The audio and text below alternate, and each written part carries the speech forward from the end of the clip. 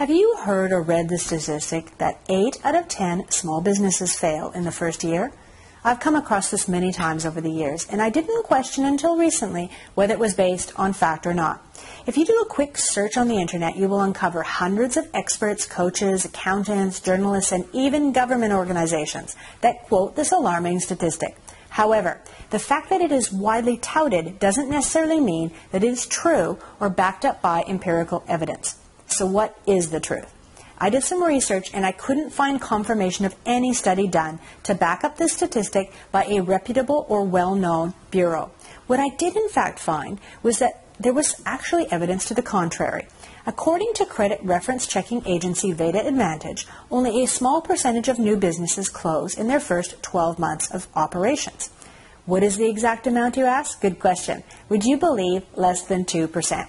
However, they assert another 32% close their doors between the second and the fifth year of operations, while another 21% wind up between the sixth and the ninth year. So, there's some good news. 80% of small businesses don't actually go under in the first year of business. However, as you can probably guess, it's not all good news. Just because a startup doesn't go under in the first 12 months doesn't mean that the owner, you, is running a successful enterprise. It made me wonder if anyone has bothered to measure how many of the 98% that do survive the first month pay the owner a wage that is at least equivalent to what he or she could have earned elsewhere as an employee, generated a profit, and had enough working capital to service the debt, pay any taxes and other suppliers as they came due.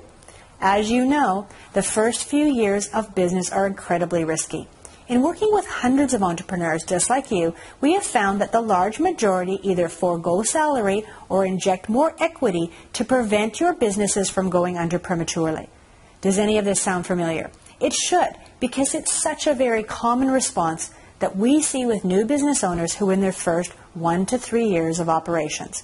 What this means is that while you may not have technically gone under, your fledgling enterprises are far from commercially viable and successful. Foregoing salary and injecting more capital is not a long-term solution. If you're in business, you should be earning a fair wage and a return on the time and capital that you've already invested. So if your business is still running, but you are feeling the pressure of poor negative cash flow, now is the very best time to ask for help to address your financial issues head on. And as long as you're still in business, it's not too late. Statistics are funny. They can be both helpful and misleading all at the same time. It's easy to quote numbers and percentages of businesses that go under, but it's much more difficult to substantiate the accuracy and the implications of those figures. Be skeptical of what you read on the internet. The author of an article or press release will often use statistics to capture your attention and motivate action. That's why people use statistics. Numbers are very persuasive. They're tangible and they have an aura of authority. Whether the data is accurate or not is only half the story. As a business owner or manager, you must look deeper to find the insights that you can take away and use to improve your results. Personally, I don't care what percentage of businesses go under each year. No matter how long you've been operating, if you're not getting paid a salary, producing a profit, and generating positive cash flow, you're not running a successful company. I cannot state it any more clearly than that. Closing your doors is only half the story, isn't it? Your doors could be wide open right now, but technically, nobody's there. If you're in business right now and you're struggling to pay yourself and other bills as they come due, do yourself a favor and ask for some help to assess your financials and just identify the 2 to 3 steps that you can take which will have the biggest impact on your bottom line.